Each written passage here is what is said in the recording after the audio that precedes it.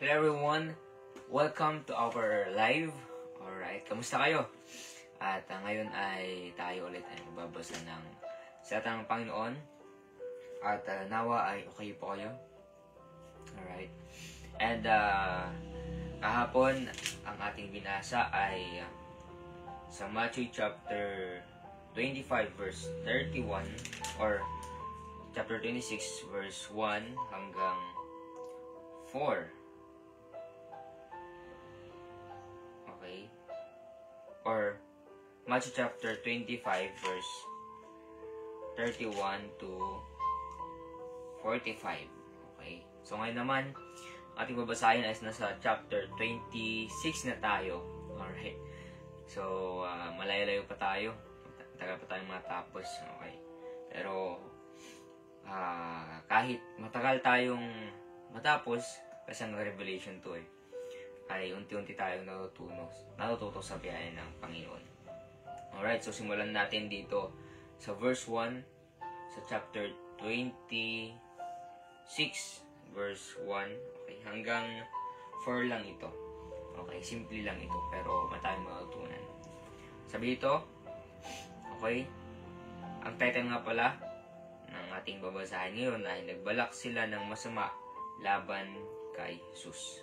Verse 1, at nangyari nang natapos na ni Jesus ang lahat ng mga panalitang ito, sinabi niya sa kanyang mga alagad, alam na niyo na pagkalipas ng 2 araw ay magaganap ang paglagpas.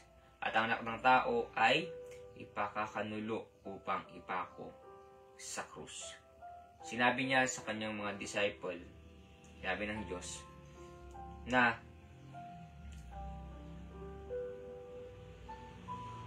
siya ay ipapako sa krus. Okay? Dadagipin siya. Okay? At siya ay mawawala. Okay? Sa pagiging pagkakatawang tao. Alright? Dahil sa ating pag-aaral, okay, ang Panginoon ay nagkatawang tao. Okay? So merong natawag na Trinity, God the Father, or God the Son, God the Holy Spirit. Okay, yung God the Son is yung nagkatawang tao ang Panginoon, okay, para bayaran yung ating mga kasalanan. Okay, so sana wag tayong mabalisa o wag tayong mag-isip na bakit merong God the Son, God the Father, at God the Holy Spirit. Okay, isa lang yon. Okay, so ang Diyos, okay, nagbalak yung mga eskriba, okay, mga saserdote na siya ay dakipin. Okay, so ang Diyos that time is okay, siya ay nagkatawang tao. Alright. Sabi sa verse 3, sa oras na iyon ay pagtipon-tipon ang mga punong saserdote at ang mga eskriba at ang matatanda ng bayan sa bulwagan ng pinakapunong saserdote. Siya na tinatawag sa Caiaphas, okay, verse 4, at sila ay sanggunian upang si Jesus ay kanilang madakip sa pamagitan ng paglinlang upang siya ay papatay. Okay, this time, okay, magkakasama yung mga saserdote at mga eskriba. Hanapin siya, tatakipin siya, at siya ay ipapapatay. Okay? And the last, ngunit sinabi nila, huwag sa kapistahan upang hindi magkaroon ng kaguluhan sa mga tao. Okay? Nung panahon na ito ay merong fiesta na tinatawag. Kaya, sinabi nila na huwag tayong gumawa ng gulo, okay, sa kapistahan. Okay, dahil nga magkakaroon ng gulo. Alright? Kaya this time, okay, ang Diyos, alam niya yung mangyayari sa kanya. Okay? Siya ay makapangyarihan sa lahat. Kaya, nung nagkatawang tao siya, alam niya kung ano yung mangyayari. Okay, sabi niya nga nagpray nga rin siya na sana huwag na lang mangyayari na siya ay papako sa krus. Kasi grabe yung mangyayari sa kanya. Okay, siya ay hagupitin. Okay, siya ay pagbubuhatin ng krus. Okay, siya ay ipapako sa krus. Napakahirap. Pero dito sa kwento na to, okay, hanggang first 5 lang tayo dito eh. Okay, na sabi dito sa verse 2. Okay, makita natin dito na ang ating napiling verse ay, alam nyo na pagkalipas ng 2 araw ay magaganap ang paglagpas at anak ng tao ay pagkanuluko upang ipako sa krus. Okay. Dito sa kwento na to ay makita natin na okay, na sa lahat ng kanyang mga ginagawa, okay, alam niya kung siya ay mamamatay na. Alam niya kung ipapako na siya sa krus. Eh tayo, alam ba natin na bukas mamamatay na ba tayo? Siguro yung may ginawang masama, di ba? Na sa kulungan, o may ginawang masama na karumal-dumal, okay, at sabihin na siya ay papatayin na kasi nga sa kanyang ginawa. Okay?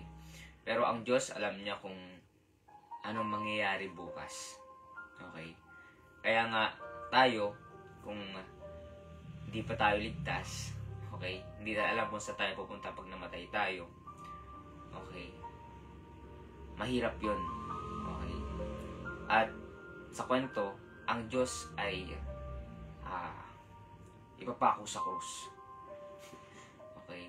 At bakit siya ipapako sa krus? Dahil ang Diyos, akuin niya ang ating mga kasalanan. Dahil tayo, makasalanan tayo. Makasalanan tayong tao. Dahil tayo ay makasalanan, tayo ay mapupunta sa impyerno. Pero ang Diyos, okay, hindi siya umayaw. Okay, nung papatayin na siya, nung ipapako na siya sa krus, okay, hindi siya sumigaw, hindi siya nagwala, kundi sige, kasi alam niyo yung gagawin sa kanya. Alam niyo yung mangyayari. Okay? Kaya dapat tayo, syempre, alam na natin kung sino yung ating tagapagligtas. Okay? Na ang Diyos lang yung tagapagligtas. Okay? Ang Diyos lang yung magliligtas sa atin sa impyerno. Kasi nga, siya yung nagpapako sa krus, siya yung umako sa ating mga kasalanan. Okay.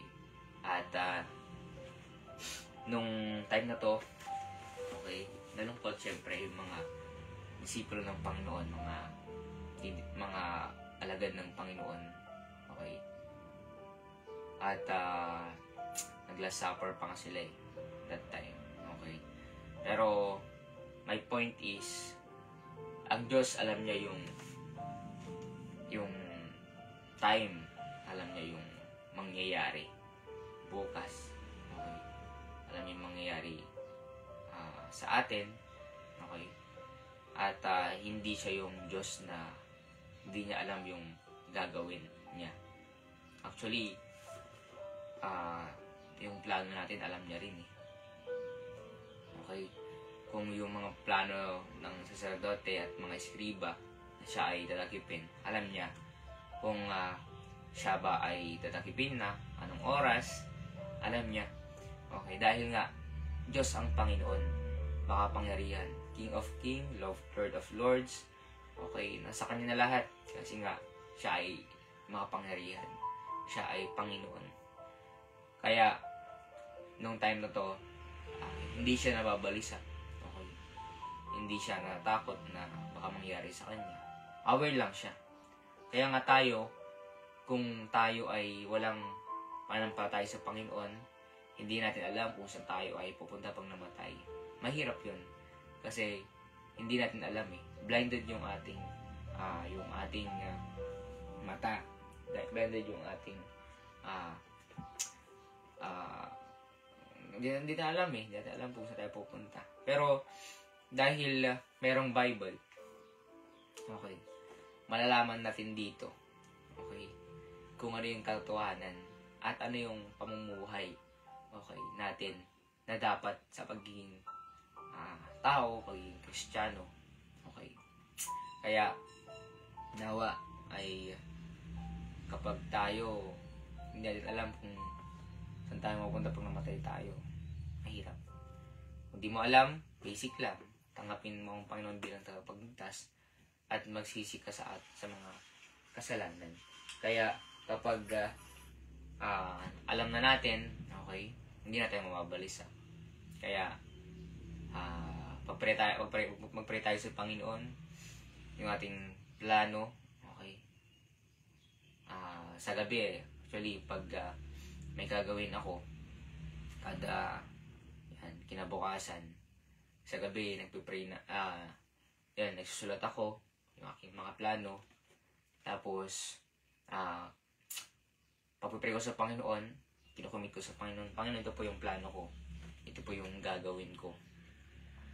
At nawa maging kalooban ng Panginoon. Kasi nga, pag walang plano, okay, pag wala tayong plano, hindi natin sinabi sa Panginoon, wala. Walang mangyayari sa atin, tatambay lang tayo, okay, at makabalisa tayo pag hindi tayo nagplano. Kaya ang Diyos nagbibigay siya ng wisdom. Hindi tayo ng wisdom sa Kanya para hindi tayo mabalisa. Okay? Kaya kailangan natin magplano. Ito, nakaplano na to. Itong mangyayari sa Panginoon nung siya ay dadakipin na, siya ay ipapako sa krus. Nakaplano yan. Kasi dapat mangyari yung plan of salvation na tinatawag. Okay? Kasi kung hindi mangyayari yon, hindi natin makuha yung grace. Okay? Yung biyaya ng Panginoon. Okay? Kaya, itong kwento na to, okay, nung siya ay tinakip na, okay, which is, wala pa tayo dito, okay, mababasa pa natin ito bukas or next day, alright, okay, kaya nung siya ay tinakip na ng Panginoon, okay, napako sa krus, pero nabuhay ang Panginoon nung siya ay namatay, napako sa krus, alright, kaya lahat ng nangyari, nakaplano na yun. Okay, kaya nawa tayo ay magkaroon din ng plano. Okay, para sa Panginoon especially. Okay, para sa Kanya. Kasi mas magandang may plano tayo. Okay, para sa ating Panginoon. Alright, salamat sa inyong panonood. At good morning kay Mama. Okay, good morning po. At salamat sa pagsama sa aking journey, sa aking pagbabasa. Okay. At exciting. Okay, madami pa tayong matutunan. Ito kasi is verse or 4 verses lang yung ating binasa. Pero ang laman na. Okay, may natutunan na tayo dito. Alright, so salamat sa inyong panood. Okay, and see you tomorrow. God bless.